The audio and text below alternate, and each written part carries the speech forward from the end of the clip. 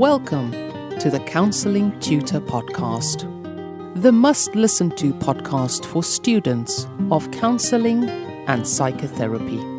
Here are your hosts, Rory Lees-Oakes and Ken Kelly. Hello and welcome to episode 41 of the Counselling Tutor Podcast with me, Rory Lees-Oakes. And with me is the man whose penmanship and writing ability astounds us all, Mr. Ken Kelly. Oh, it's great to be here. It really is. But I'm using an illusion. I'm using a trick here, Rory, because we're going to be honest here. We record these up front. And at this present moment, as you're listening to this, as this goes live, I'm actually in Southern Africa in the Kruger National Park. He is. We record this early because Ken's taken a well-earned vacation, well-earned break. And I'm here in sunny Manchester, looking at the wonderful rain and the Tupperware skies. Ken will be under African skies, and it sounds.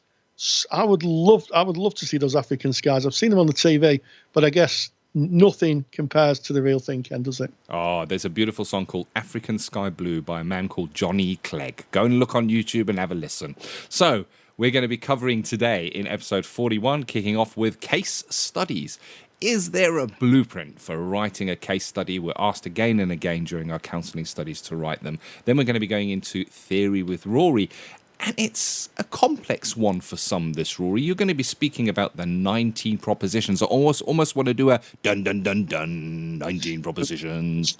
Yeah, and it's one where I've literally seen learners burst into tears because the 19 propositions looks literally impenetrable. It's coated in an intellectual suit of armour, and it's buried in a box round a moat, surrounded by people with guns.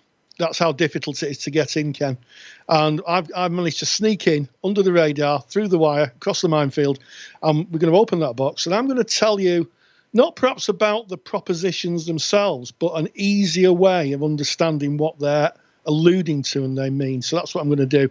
And I'm going to give you a tip sheet. I'm going to give you 3 pieces of tips or 3 observations on how to use the 19 propositions in your assignments, which leads us nicely, doesn't it, Ken? It does. To our next segment.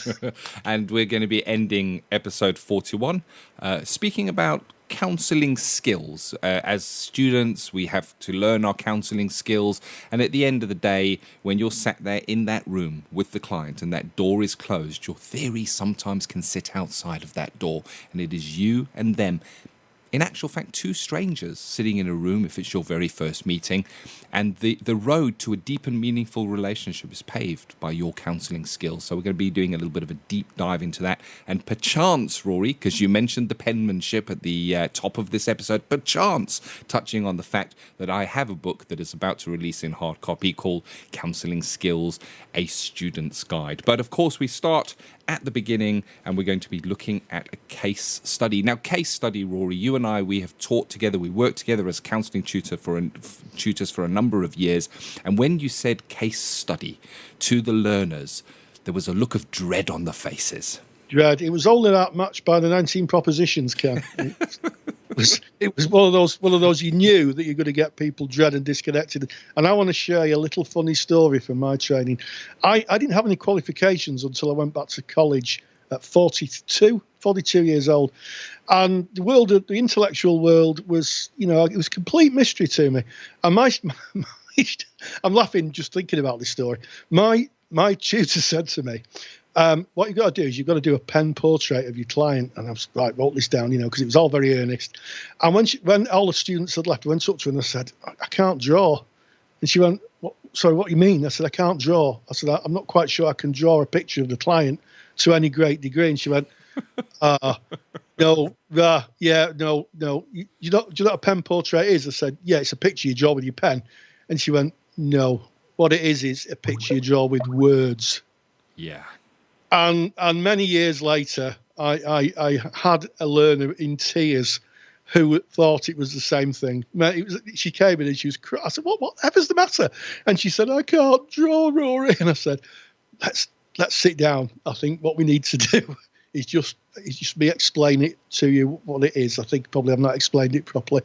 But yeah, a pen portrait, that's the start, I think, of doing a really good case study. So you start off a pen portrait with the client's details, their gender, their age. You don't have to go into great detail, but what you're doing with a case study is you're literally painting a story, picture in words.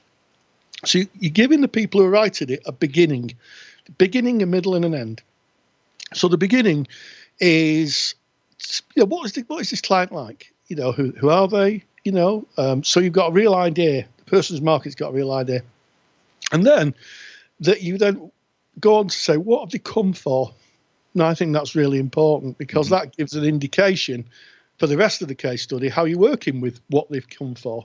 100%. You've got that presenting issue right there at the front door. So you're giving a very clear indication, a picture in the mind of the person who will, I guess, be marking or assessing this case study of yours. And they can see this client. The client comes alive for them. They can almost see this the therapy room. They're almost there seeing this client. And, case studies are used all the time in business. A case study is basically just taking something and showing that it works by evidence. It, and that's all you're doing here.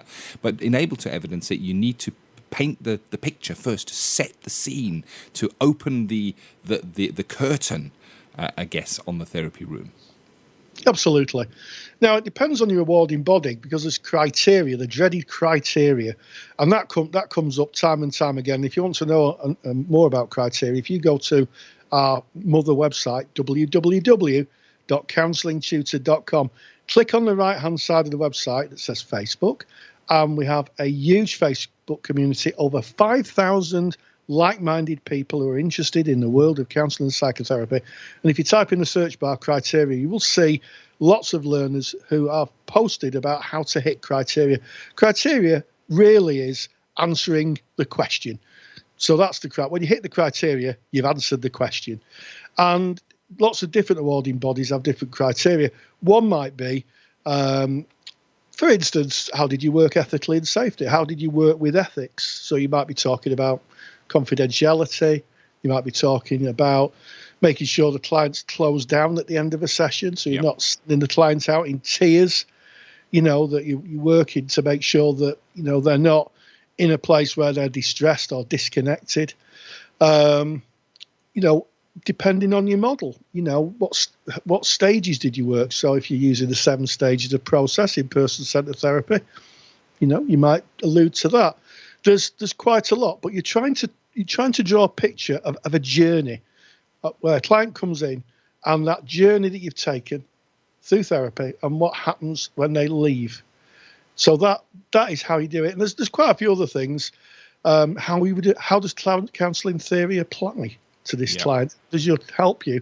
Well, a good one, if you're doing, say, CBT, is a client might come in and say, everybody hates me. Now, in CBT, that could be considered an irrational thought. So it might be about working about how do you get to that? Where's your thinking about that? And working with unhelpful thoughts or intrusive thoughts. It might be, if you're working in TA, that you find that every time you meet somebody or a certain type of person, you're catapulted back to being a child. So if you're doing a TA assignment, you might be talking about transference. Yeah? Very much that so. Type of, yeah.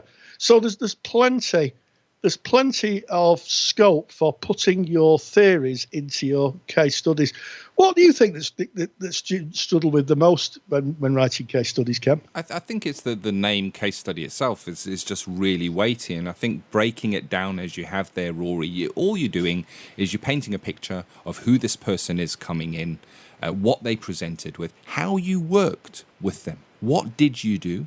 What did you not do? And here you're hitting those criteria that Rory mentioned. So it's going to be according to your rewarding body. And it will be asked when you're asked to do the case study. They're going to outline what they want from you. And then what were the results of that? What happened or did not happen as a result of the way that you were working together?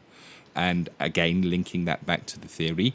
And then maybe what would you have done differently if you could go back and do that again? What was your learning? What did you take away from that to evidence that you got something out of that and to paint that complete picture? Yeah, absolutely. And also a therapeutic case study is nothing without comments of your own awareness. We're not doing psychological case studies where you're looking at the client as a research object. They're a living, breathing person that you're having a relationship with. And, the part of the commentary in case studies, I would imagine, with all awarding bodies, certainly the two that I've had dealings with in the past, ask you to make a comment on your own experience, how it felt, how you felt the client, so putting your own frame of reference in, appropriately into a case study. So it felt like the client, it felt by using congruence and unconditional positive regard, the client was able to open up and tell me more difficult material. That is one where you put your own self-awareness in and link it to theory and show and demonstrate how the client has moved on. Love it. Absolutely love it. And if you want a great example of a case study that is not necessarily related to therapy, watch a program called Top Gear. It's made in the United Kingdom, and they talk about cars, and they will show you the car, and they'll tell you about the car, and they'll show you the inside of the car, and they will then drive the car, and they will explain how the torque is affecting the speed of the car, and how the suspension is helping them to corner, and how the fin is keeping it nice and stuck to the road. And they'll tell you what's really good about it, and then they'll say, but this also got some downsides to this car as well, and they'll tell you some downsides about it. And then afterwards, they might cut to a studio shot of three of them talking about the car and saying, well, I might buy that because of this and this and that reason. So Top Gear, there's where you go for your case studies. Yeah, and if anybody writes it about using a stick shift or an automatic gearbox in the therapy room, I think you might not be passing that. So hopefully that takes the fear of the case study away. Case studies are used all the time. You're surrounded by case studies. Usually if you're going to buy something and you look at kind of examples of the product you're buying, you're going to be seeing case studies that are presented in front of you. They're not really that scary. It's just decoding them, which I think you've done really well here today, Rory. And speaking about decoding, we're about to go into the thickest of theories for some of person-centered. It's Carl Rogers kind of developed the 19 propositions. And you're going to kind of hopefully decode that for us a bit today. I'll give you a taste of it, Ken, with you in mind. You ready for this? Carl Rogers produced 19 perceptions or positions of the human condition, and they call them 19 propositions. And I'm going to read one, and I'm going to decode it in terms of Ken and where he is as this podcast is being broadcast. All individuals, organisms exist in a continually changing world of experience, the phenomenal field of which they are the centre. So as Ken stood in Kruger National Park, he is at the centre of his phenomenal field, his view of experience. And that changing world will be those beautiful skies, maybe the animals, and he will experience that differently to the person who is next to him, because that is his own experience. But he is in the centre of that experience. I'm a bit jealous, if I'm honest, Ken. And it will be a great experience, I would imagine, Ken. But that is Roger's first position. Ken will experience the world in his own way in Kruger National Park, and it will change consistently around him. There we go. Without any further ado, it's Theory with Rory. Counselling Theory with Rory Lees Oakes. Everyone knows everything. This is not a theory of knowledge. It is you, I, we know everything about ourselves. There may be defences, denials, cover-ups, secrets, faults and overloads in memories, but we know we are the ultimate source. It's probably one of the most phenomenological statements ever written in a book on counselling and psychotherapy, and it was penned by the late John Schleen, who was a student of Carl Rogers, who went on to develop person-centred therapy after Rogers' death in 1987. And there's no better example of phenomenology in terms of person-centred theory than Carl Rogers' 19 propositions. The 19 propositions are in fact Carl Rogers' theory of personality in 19 statements of how someone perceives the world. That's what the 19 propositions are. 19 statements of how someone perceives their world. And the best way of applying that theory to assignments is, I think, by using examples of client statements they may have made through the counselling interaction. You can't really, I don't think, if you're doing a case study, really evidence the 19 propositions without actually putting a dialogue statement from the client. In other words, a quote from what the client said. And I think there's 3 good ways where you can maximise the use of 19 propositions in an assignment, and I'm going to go through those. So the first is you can use it to evidence how clients engage with their incongruent selves. So any statement from a client where they're talking about incongruence, in other words, how they want to be but how they are, is a rich area for you then to put a quote in from the client and then put a one of the 19 propositions in that matches what the client has said. And remember, in the 19 propositions, the word organism means person. Rogers wrote it in very coded, in a very coded way. So when Rogers talks about the organism, if you just put person in that, you'll find it makes a lot more sense.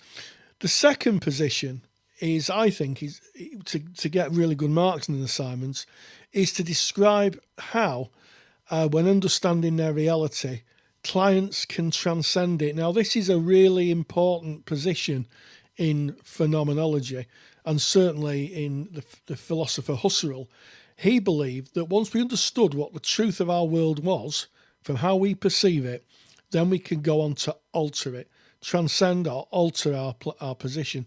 So you could have a quote from a client who talks about how they began to understood what their world is, the truth of maybe a relationship they've been in or a job they've been in, or how they perceive themselves through interjected values and conditions of worth, and how now they've transcended it, how they've altered it, how they've altered their lives.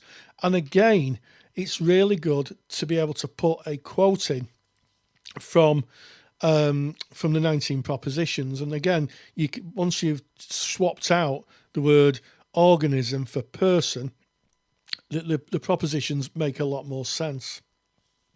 The third way of demonstrating Roger's idea is to demonstrate with examples how clients engage with their truth and what changes they make as a consequence of that. So what you can do is a client may write about how they're making changes, what they know now that they didn't when they first came. So it might be a client who's been in an abusive relationship, who has been told how to feel and has lost the capacity to take on their own feelings and their own thoughts and feelings. And as slowly the therapy starts to unwind and present itself, what happens is clients then regain their own emotional palette. They're able to access their own emotions, and then they make changes. And again, it's another area where you can get a direct quote from the clients about what they've done and how they've changed and put a proposition in. Thank you, Rory. I like that you kind of gave a bit of a way of understanding how it relates and how it really works. I think you got under the hood of that. Is there a handout that people can grab on that one, Rory? Yeah, there is. I'm going to do a handout, and it's just called 3 Positions in Phenomenology, the 19 Propositions. And effectively, I'm not going to go through the propositions because I think you need to apply them to your clients in case studies. But what I'm going to do is I'm going to do 3 positions of understanding them differently and how they're applied. So when you look at them, you think, so that's how they're applied. And those will be available as a download. Well, you got to get that, and if you want to get it, it's so simple to do. Go to counsellingtutor.com, which is our mother website. Top menu bar, just select the podcast tab, go to podcast episode 41, and you can download it. It's right at the top. It's Rory's free handout.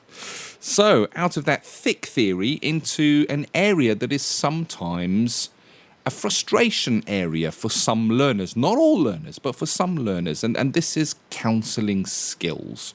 And I guess we go through our training and we're assessed on our theory. You know, you learn those 19 propositions, and you may be asked in an assignment to evidence that you understand those 19 propositions, and you will write it down and prove that you know that information. But when it comes to skills, it can be a bit trickier, because our skills are assessed, yes, by us writing the theory of the skill, what it is, how it works in the counselling relationship, what it should do, and our understanding of that. But the nuance of a skill happens within a therapeutic relationship, and that is protected by confidentiality. So the best that we can do to be able to assess those skills is a simulated skills session with a peer. And it's just not true, really, is it? Because there's somebody sat with a clipboard, or you've got a recording device. It's somebody that you've maybe studied with for a good number of years. It is as far removed from being a real client relationship as you can get. And it can be, I guess, nerve-wracking that you're now being assessed on this, on your skills. So I better get them all in. I better get the silence in, and the reflection in, and the paraphrasing in, and the summarizing in, and pack it all in there so that I can meet that criteria. And I wonder if the skills look that way when you're out in practice. Well, I think we all know the answer to that, Ken, and it don't. And I changed my philosophy on teaching skills. I say with the help of Ken, because how I was taught was that you just got on with it. And one of my students once said to me, well, if someone was on a plumbing course, you wouldn't say, well, get on with the plumbing, would you? You'd show them how to do it. So I used to do skills demonstrations.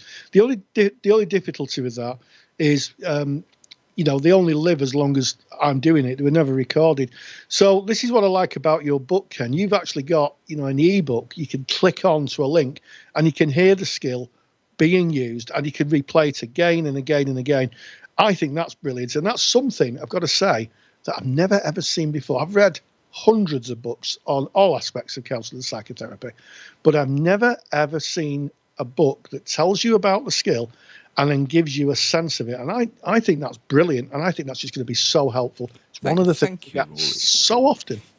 I appreciate that. And, I think it reflects what we're doing here in Counselling Tutor, is in that we are providing resources via technology, a lot of them new technologies. The live lectures that we do for our Counselling Study Resource members are delivered by the latest in technology, where you can kind of have video streaming even in poor internet areas. And we're taking advantage of this because it is the here and now technology, and we should be using it. Big industry and companies are using it. Why should we not use it? Learning is is changing. Learning is changing. We need to change with it. So I'm very grateful that we have the technology where even in the hard copy of the book, there is a simple URL that you can kind of just go to on your smartphone, your tablet, your computer, and you can listen to the skills. You can listen to them in a session. So the skill is demonstrated. The skill is then spoken about, what it did within that session. And then we look at the philosophical side of it, like the deeper look at that skill. So you can actually hear them in action. And that has been the feedback from the initial pre-launch of the book has been outstanding. And people have been saying that's really, really helpful. Yeah, and that will be because it's true, Ken. It is really helpful. And the other point I'd like to make is that the theory really stays at the door. How often do we sit in front of a client and go, well, that's the 7 stage of the process, or that's the irrational thought? We may allude to it, it may pass us, but actually, how much effort do we put in to think about being thoughtful in responses? Because, research has said time and time again, it's the relationship that the better quality of the relationship, the better outcome in therapy. Research again and again has come to that. Lucy Goldsmith, Manchester University, just done a PhD about a year ago on that, and it's called the dodo bird theory, and I'll be doing a little podcast on that, I think. I might have done a podcast on dodo bird theory, but it basically says that no matter what modality you're practicing, it's the relationship that is the best, gives the best outcomes. The better relationship, the more likely therapy is going to be effective. And the vital for that is the skills that you use. And Yeah. who learns to play a musical instrument without listening to the record? There you go. Knowing the song in your head. You're 100% right. And through teaching skills for a number of years, I saw where the barriers were and what people struggle with. And there's great learning, as Carl Rogers rightly said, in listening to the recordings of your skills. And if there's anything you take away from listening today on this skills section, is record your skills if you are able to, even those simulated sessions at your college, at your university, at your learning institution. Take a recorder in and record your skills, because when you start listening back to them, and not listening to the material the client is bringing. Yes, that's important when you're there in the room being with them. But when you're listening back, you can listen. How did I respond to that? What skill did I use? Was that a reflection? Did I paraphrase that? Did I focus down on what was being brought? Am I demonstrating idiosyncratic empathy? Look for the skills and name them, write them down, and then see what happens directly after you have used that skill. So if a client brings a little bit of material and then you use a simple reflection, you feel worthless. That would have been their words that they would have brought. Of course, you reflect that back, and then they go, yeah, I actually do. And they go off in another direction. You can actually see the layers. You can actually see the deepening of the relationship as they get closer to those feelings. Or maybe they don't. Maybe they head off in another direction. Maybe you use a skill inappropriately and you kind of find, wow, that moment was lost there. By having that recording and being able to listen back to it, you're able to see it and you're able to learn. And Carl Rogers said through the recordings, it was the richest learning that he knew.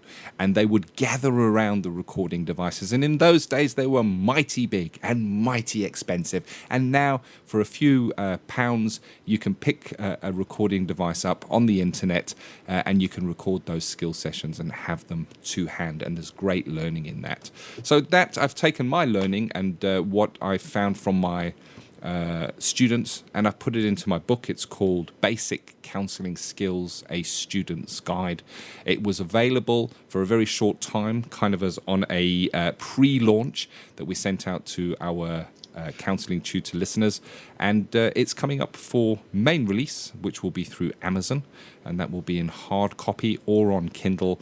And the ebook is in the ebook is available, but the audio book is in progress as well. So hopefully something that may help you, guide you. Ideal, I would say, in the UK for level 2, 3, and 4 learners. Yeah, so it takes you from those fledgling steps when you first step into the classroom, wondering what it is, right through to that very important middle in counselling, which is counselling skills. Most people in the UK do a year of counselling skills, so that's going to be invaluable. And also the way the book's structured, I would say it will support you in level 4, and also it will support you beyond, because you can go into it and go, oh, that's interesting. There's always something to be learned. And I'm going to stick my neck out here. I think it's the first book that's ever been published in the world of counselling that links skills to direct examples. I can't think of another, Ken. I really can't at the time this goes out. So it's groundbreaking. You've broken new ground, as Rogers would say. So congratulations. Thank you very much. That's very kind of you, and I've certainly had dozens and dozens and dozens of emails on the kind of the pre-launch, and many from established counsellors who've been out there practicing for many years, saying how valuable they have found the book. And I started this off by saying, the best that we can get to be assessed in our skills sessions is that simulated skills session where we may be observed, or a recording that we have to submit. And I recognise that as being not true, but I also recognize it as being part of the process that we need to go through in our training as counsellors. So the book actually opens up with a full script of topping your session, what you need to say to be able to hit the criteria in your assignments. Remember, it's Basic Counselling Skills, a student's guide. It's there for you as a student to guide you through, and at the end of the day, to hopefully enhance and deepen your knowledge of skills, but it's also there to help you get through your assignments. Well, fantastic, Ken. Absolutely fantastic. And of course, it's not only for students of counselling. maybe students in social work or other helping professions who would benefit from just picking that up and thinking, I use counselling skills, police officers, ambulance, paramedics, doctors. There's a whole range, a whole panoply of people, teachers who use counselling interactions, not counselling, but counselling skills. So, well worth the read and a listen, I think. And it's really good. And of course, Ken's given me a free copy. So, well, I have to say that, Rory, I'm very grateful to you because you wrote the foreword for us. So thank you very much for that. I really do appreciate that. And if you want to get yourself a copy of that, if you don't have a copy, just go to our website, which is counsellingtutor.com. And when the book is live, and when it is out, it will certainly be on our homepage. You'll be able to see it there. But that kind of brings us to the end of episode 41 of the Counselling Tutor Podcast, kicking off with a case study, kind of a blueprint for writing your case studies into the thick of the theory with the 19 propositions, very nicely told by Rory of how we can kind of use that, and then ending off just looking at those skills that we need as counsellors. Been a great episode. Yeah, fantastic episode. And as you're listening to this, just think of Ken under that South African sky. Beautiful, absolutely beautiful. And as always, Ken, stay grounded and stay safe. Take care. Thank you for listening to the Counselling Tutor Podcast. Find the show notes for this episode on our website at www.counsellingtutor.com.